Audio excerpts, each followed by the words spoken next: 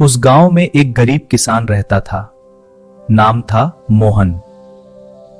मोहन के पास ज्यादा कुछ नहीं था, बस एक छोटी सी झोपड़ी और एक गाय गौरी। गौरी ही उसके परिवार का सहारा थी। उसी के दूध से घर चलता था। एक दिन सुबह सुबह मोहन ने देखा कि गौरी यानी गाय बहुत बेचैन है। अरे गौरी, क्या हुआ तुझे?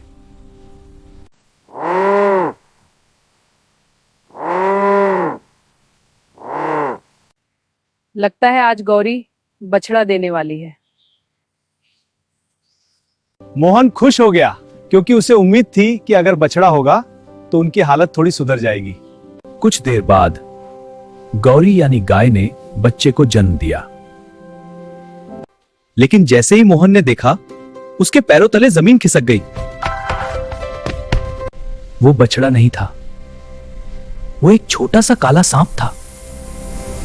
जब गाय ने बच्चे को जन्म दिया तो वो बछड़ा नहीं था, वो एक छोटा सा काला सांप था। सांप सांप! बच गया, भागो! सांप है! इधर आ गया। सब संभल के। ये क्या हो गया? ये कैसे हो सकता है? धीरे धीरे पूरी गांव में खबर फैल गई। लोग कहने लगे ये अपशगुन है। वह अपशगुन है। धीरे धीरे पूरी गांव में खबर फैल गई।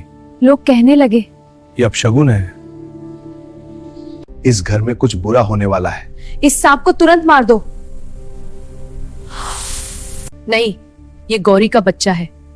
चाहे जैसा भी है, हम इसे नहीं मारेंगे।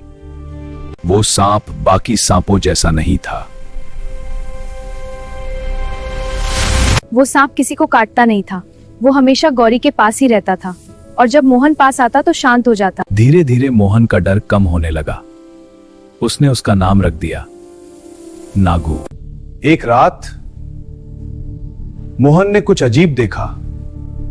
वह जब सब सो रहे थे तो नागू यानी सांप अचानक चमकने लगा और धीरे धीरे नाग वो एक सुंदर युवक में बदल गया।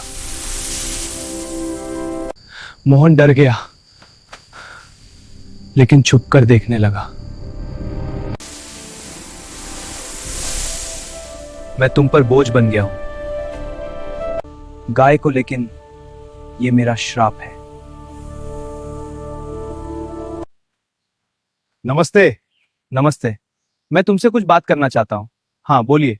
मोहन ये सुनकर हैरान रह गया। अगले दिन मोहन ने उस युवक से बात की। युवक बोला, मैं एक राजकुमार हूं, मुझे एक साधु ने श्राप दिया था और जब कोई मुझे अपने बच्चे की तरह अपनाएगा नहीं, तब तक मैं इंसान नहीं बन सकता।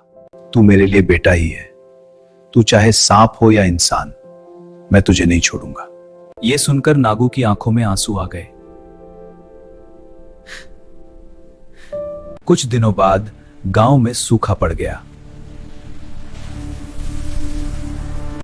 खेत सूख गए, पानी खत्म होने लगा, लोग भूखे मरने लगे। गांव वाले फिर बोले, ये सब उस सांप की वजह से हो रहा है। उन्होंने फैसला किया, नागू यानी नाग को मार देंगे। हाँ, ये जरूरी है। बिल्कुल, खतरे को मिटाना होगा। जब गांव वाले लाठी लेकर आए तो नागू खुद उनके सामने आ गया और बोला, अगर मेरी वजह से गांव में परेशानी है तो मैं खुद चला जाता हूं।